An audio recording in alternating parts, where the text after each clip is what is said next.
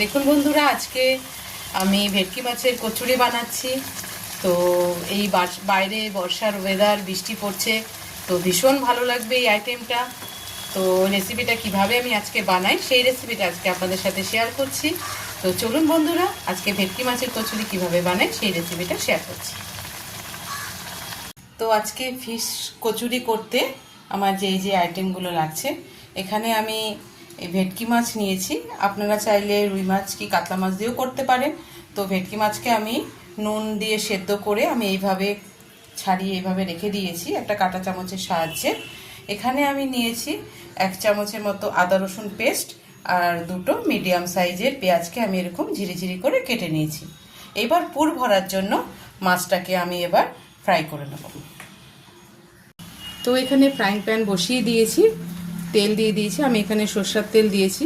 আমি 1 চামচের মতো সরষের তেল দিয়ে দিলাম, তেল বেশি লাগে না। তো এবার আমি আগে পেঁয়াজটা দিয়ে দেবো। তেলটা একটু গরম হোক, পেঁয়াজটা দিয়ে দিলাম। তেল পুরোপুরি গরম হয়ে গেছে, পেঁয়াজটা হালকা ফ্রাই করব। তারপরে আমি এক এক করে সব মশলা দিয়ে দেবো। দেখুন পেঁয়াজগুলো বাদামি রঙের মতো হয়ে গেছে ভাজা আমার। এবার আমি এর মধ্যে আদা রসুনের পেস্টটা দিয়ে দিচ্ছি। আদা রসুন পেস্ট দিয়ে কিছুক্ষণ নাড়াচাড়া করে তারপর এর মধ্যে আমি গুঁড়ো মশলাটা দিয়ে দেবো, যেগুলো আমার লাগবে।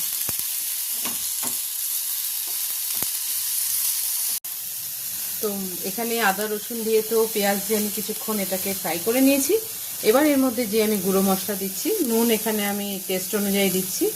1/2 চামচ আমি এখানে হলুদ দিলাম, আর 1/2 চামচ আমি এখানে ধনে গুঁড়ো আর 1/2 চামচ জিরে গুঁড়ো, খুব সামান্য মশলা।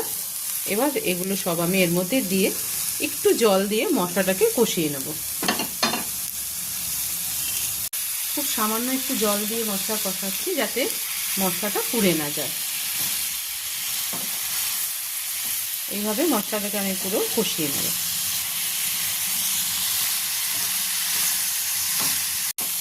দেখুন এখানে মশলা কিন্তু পুরোপুরি কষে গেছে।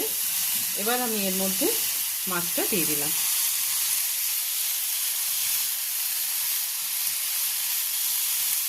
তেলটা আমি কমিয়ে দিলাম, কম আছে এটা করব।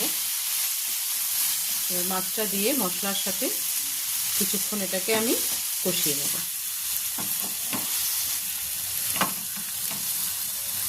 তো ভেটকি মাছের যে আমি ছোট ছোট করে কাঁটা চামচের সাহায্যে যেটা আমি ছাড়িয়ে নিয়েছিলাম, তো এটা পুরটা পুরোপুরি কমপ্লিট। নামানোর আগে আমি এর মধ্যে গরম মশলা দিয়ে দেবো।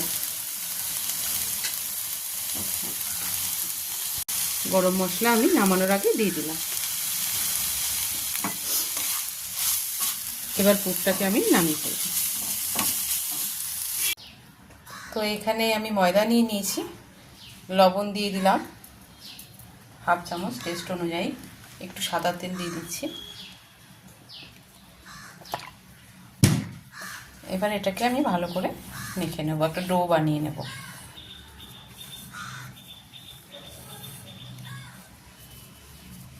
তো দেখুন এখানে ময়দা পুরো মেখে আমি গায়ে তেল মেখে রেখে দিয়েছি। এবার আমি এক একটা করে লেচি বানিয়ে পুরটা ঢুকিয়ে বানাবো। এইভাবে লেচি করে একটা বলের সাহায্যে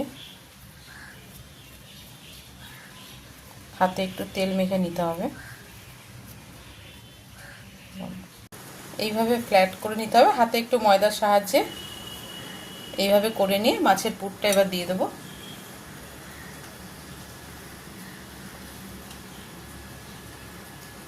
মাছের পুরটা যতটা হয়, বেশি দিলে আবার ফেটে যাবে। দিয়ে এইভাবে মুখগুলোকে আটকে দিতে হবে চারিদিক থেকে।